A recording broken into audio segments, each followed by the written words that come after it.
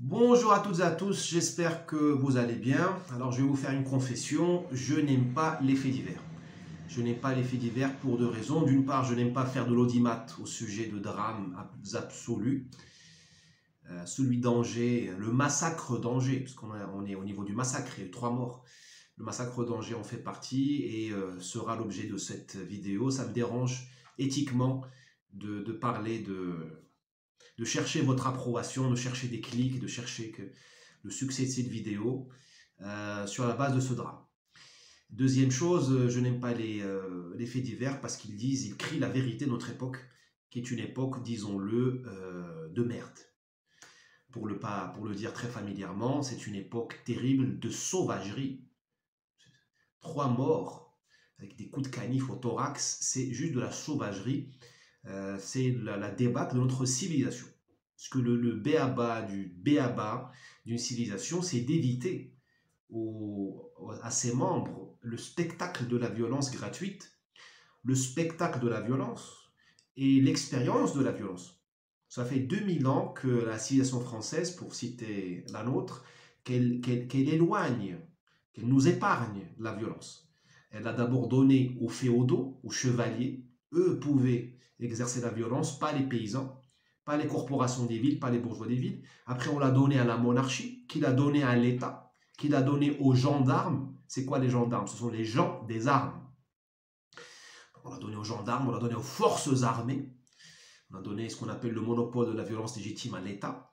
Et depuis les années 50, nous avons expulsé la violence de notre environnement immédiat, c'est-à-dire que nous ne sommes même plus capables de veiller un corps, veiller un mort. Nous ne voyons plus la mort. Et là, depuis 20 ans, grâce à l'immigration, grâce au laxisme pénal, grâce à nos chères élites, de Mitterrand à Attali, à BHL, à Glucksmann, à Cohn-Bendit, à Badinter, à Jean-Paul Sartre, enfin, tous ces gens qui ont voulu notre ensauvagement et notre submersion. Disons qu'ils ont voulu notre submersion migratoire. Je rappelle que Jean-Paul Sartre disait que tuer un Européen n'était pas un acte de violence, c'était un acte juste. C'est Jean-Paul Sartre, c'est pas moi qui l'ai dit, c'est pas le taliban du coin qui l'a dit, c'est Jean-Paul Sartre.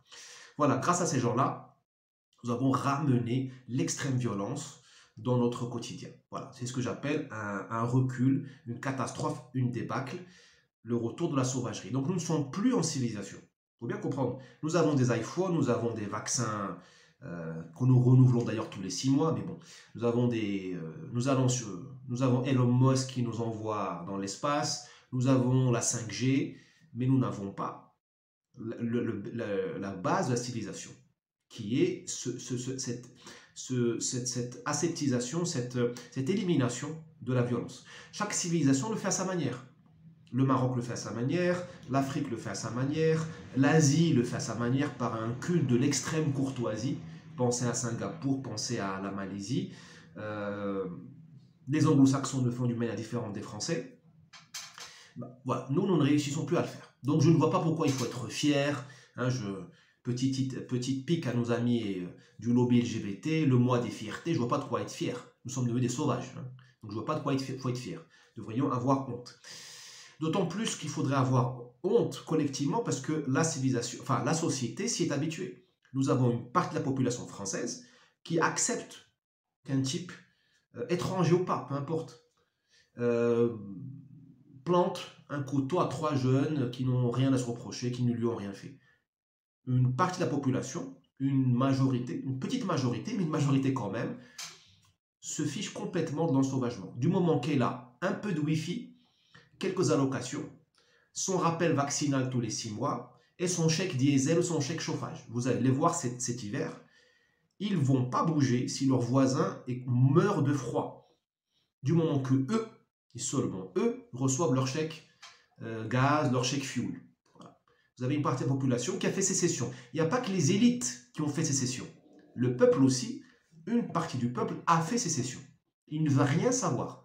Du moment qu'il a, je vous dis, un peu de Wi-Fi, quelques allocations, la promesse d'un sauvetage vaccinal, voilà, et un chèque, voilà. Ça s'appelle de la corruption. Vous avez aujourd'hui un peuple qui est corrompu. Corrompu. C'est ça la différence de la corruption. Ils sont corrompus. Ils se font acheter pour quelques euros. Bon.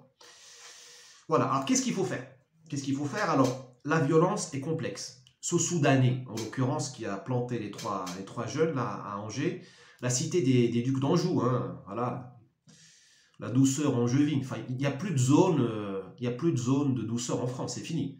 Encore une fois, merci Monsieur Attali, Monsieur Minck. Ah, il faut bien savoir à qui il faut envoyer vos lettres de remerciement. C'est ces gens-là qui vous ont planté. Le Soudanais, si vous voulez, c'est juste un... il est responsable, mais sans la destruction idéologique de l'idée de nation française, enfin, c'est pas ce Soudanais-là qui a défoncé les frontières françaises. Ce sont les gens que j'ai cités et tant d'autres qui ont démantelé les frontières françaises dans le cadre de Schengen et qui ont diabolisé quiconque défende la France. Ce sont ces gens-là qui ont créé une égalité entre patriotes et nazis. Ce sont eux, et tant d'autres. Hein. Donc ce sont eux, les responsables, on va dire, idéologiques. Le Soudanais, il est responsable parce qu'il a commis le crime, hein, mais il ne l'a pas commis tout seul, d'accord? On ne sait pas d'ailleurs s'il l'a commis, enfin, pour quelle raison il l'a commis. Ça peut être un problème cognitif, hein, peut-être qu'il a un problème au cerveau, on ne sait pas. C'est pas ce qui s'est passé, on ne le saura jamais. Par contre, on est sûr d'une chose, s'il n'avait pas été admis en France, il n'y aurait pas eu ce crime. Et moi, ça me suffit. Voilà. Ce Soudanais n'aurait pas été admis en France, on n'aurait pas eu ce crime.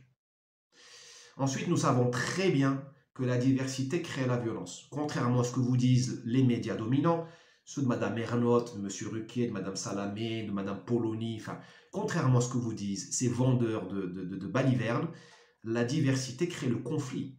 La différence crée la méfiance. C'est vieux comme le monde. L'empathie s'exerce d'abord naturellement, spontanément, au sein de ta propre race, de ta propre ethnie, de ton propre peuple. C'est pour ça que nous avons formé des peuples. C'est pour ça que l'Empire austro-hongrois a explosé. Donc Clément Soyer pour beaucoup. C'est pour ça que la Yougoslavie a explosé. Parce que nous savons créer la solidarité au sein de notre propre peuple, au sein des gens qui vous ressemblent. Ce n'est pas pour rien que vos enfants vous ressemblent, bon sang. Pourquoi vos gosses vous ressemblent? Parce que spontanément, vous avez l'amour, l'empathie, la solidarité pour ceux qui vous ressemblent. Vos gosses, vos enfants, votre peuple. Je suis désolé de dire la vérité, mais la vérité, elle est comme ça. Alors, on peut dire que la vérité, elle est raciste. On s'en fout. On s'en fiche. La vérité est souveraine. Le sage améliore la réalité. Le sage repousse les frontières du réel. Le sage promeut la solidarité au-delà des races, au-delà de la réalité. Ça s'appelle la République française, quand elle était encore sage, jusqu'aux années 50-60. Là, elle est folle. Donc, là où il y a la diversité, il y a la violence. Ce n'est pas automatique. Ce n'est pas parce que tu mets un Marocain et un Breton au même endroit qu'ils vont s'entretuer. Je dis juste que les probabilités qu'ils se fassent du mal, qu'ils rentrent en concurrence sont énormes. Ça tombe sous le sens. C'est la tour de Babel dans la Bible. C'est toutes les batailles de l'humanité racontent cette histoire-là, ou la plupart d'entre elles, ou une grande partie d'entre elles. Ce sont les grandes villes comme Istanbul, les grandes villes comme Venise, c'est Florence, c'est Marseille, les villes portuaires, c'est Rio de Janeiro. Là où tu as la rencontre des peuples, la rencontre des races, des différences, tu as la concurrence. C'est Naples, des villes pourries, je suis désolé de dire ça, mes amis napolitains vont me décapiter. Pourries, Marseille, je suis désolé. Marseille, c'est pas bon. Encore une fois, je vais me faire des ennemis à Marseille. C'est normal, c'est pas la faute de Marseille. Ce sont les villes de rencontre des populations. Tu as toujours... Marrakech, Arrakech. Pourquoi? Parce que c'est la rencontre du Maroc saharien, du Maroc noir, de l'Afrique noire, des Juifs marocains, des Andalous, des marchands européens. Eh bien, les gens sont à couteau tiré. On ne se fait pas confiance entre étrangers, entre différents. Fermons ce sujet. Alors, qu'est-ce qu'il faut faire? Bon, on peut philosopher pendant des heures... engueuler les grandes figures intellectuelles françaises, ça ne sert à rien parce que ces gens-là ont l'impunité. Voilà. De toute façon, hein, s'ils étaient punis, on ne serait pas là. Qu'est-ce qu'il faut faire? Eh bien, il faut savoir, à mon humble avis, il faut admettre que la politique ne sert plus à rien. Ce n'est pas par la politique que nous combattrons l'ensauvagement. La classe politique se fiche complètement de ce qui s'est passé à Angers. Elle s'en fiche. Ça, pour Macron, LR, je dis bien LR, le PS, la NUPS, cela fait partie du plan. C'est le grand remplacement du peuple français. C'est-à-dire que par la violence, on purifie ethniquement les quartiers français, c'est-à-dire que les Français se cassent. Voilà. Les Français comprennent le message, ils se cassent. Donc ils libèrent les villes. Voilà. Donc tu auras bientôt un pays où les villes sont étrangères, exotiques, et les campagnes seront autochtones. Bon. C'est ça aussi l'aménagement du territoire. C'est un aménagement du territoire possible, un autre aménagement du territoire. Donc pour le système politique français, dit républicain, cette belle blague du Front républicain, c'est RAS, rien à signaler. On applique le plan. Voilà. On purifie les quartiers, les immigrés appellent d'autres immigrés, aidés par les ONG, parce que comme le dit très bien Zemmour, c'est les immigrés qui décident qui va venir s'installer en France par les mariages blancs. Je connais très bien l'affaire, hein, très très bien. Et après, tu as les ONG qui ramènent les gens à Lampedusa, Melilla, voilà, vous connaissez l'affaire. Donc la politique ne sert à rien. Les 89 députés du Front National ne servent à rien. Bon, ils vont faire du bruit, j'espère, mais eux-mêmes se font casser la gueule. Vous avez vu le candidat du FN, du RN, qui s'est fait lyncher à Bordeaux. Si même un homme politique se fait lyncher en toute impunité à Bordeaux, qu'est-ce que nous, on va demander? Je suis désolé, les députés du RN sont inutiles. Enfin, j'espère qu'ils ne seront pas inutiles, mais pour le moment, ils sont inutiles, parce qu'ils n'arrivent même pas à se défendre eux-mêmes. Alors pourquoi ils vont vous défendre vous? Il faut qu'on soit complètement stupide pour confier notre protection à des gens qui eux-mêmes se font lyncher. Vous êtes d'accord avec moi? Vous êtes d'accord avec moi? Pourquoi avant il y avait les fiefs féodaux? Parce que le féodal te défendait. Si le féodal lui-même se fait lyncher par un autre féodal, ou par le sarrasin, ou par le celte, ou par le viking, eh bien tu ne payes plus les impôts. Là, vous payez des impôts pour des gens qui eux-mêmes se font lyncher. Vous voyez ce que je veux dire? Je pense qu'on est d'accord. Donc qu'est-ce qu'il faut faire? Eh bien il faut travailler dans des techniques disruptives. Moi, je parle comme M. Macron, hein, franglais, Startup Nation, disruptive. C'est-à-dire qu'il faut aller chercher les gens qui ne travaillent pas chez eux, dans leur lieu de travail. Vous avez aujourd'hui un front de l'ensauvagement. Il y a le front républicain, c'est une belle blague. Il y a un front de l'ensauvagement aujourd'hui en France qui commence dans les tribunaux, se termine dans les parquets, passe par les préfectures, parce que les préfectures ne raccompagnent personne aux frontières ou pas grand monde, se poursuit aussi dans les ONG, tout ça. Bon, écoutez, moi, faisons des défilés, des marches blanches avec les maires. Sortons les femmes, puisque nous sommes dans un monde qui n'est plus patriarcal. Sortez les femmes. Sortez les femmes, les mères de famille, les jeunes filles, habillées en blanc. Faites le siège de votre tribunal. Gentiment, hein, vous n'allez pas, hein, je ne vous demande pas de déverser du fumier devant le tribunal, non, juste marche blanche, comme l'ont fait les mamans de mai, la place de mai en Argentine, les mamans qui ont eu leurs enfants volés, kidnappés par la dictature militaire d'extrême droite d'Argentine. Ces nanas, elles ont bloqué, elles ont défilé autour de la mairie de Buenos Aires, à Cuba, dictature comme la nôtre, hein. Dictature de parti unique. Notre parti unique à nous, il est juste plus malin que celui de Cuba. Nous, on fait LGBT, féminisme et Ukraine. Eux, ils font Che Guevara, Che Guevara, Che Guevara. Mais on est pareil qu'eux, hein. On est comme les Cubains. Les Cubains, ils ont partout, les gens crèvent la faim, mais ils ont des pancartes Che Guevara et Castro. Nous, chez nous, les gens commencent à crever la faim avec l'inflation, mais on a des pancartes partout, LGBT, arc-en-ciel, féminisme et climat. C'est la même chose. Bon, Cuba. À Cuba, vous avez des mamans habillées en blanc qui demandent la démocratie. Qu'est-ce que tu veux qu'un régime, même aussi abject que celui de M. Macron, ils ne vont pas les crever les yeux des bonnes femmes. Enfin, c'est difficile.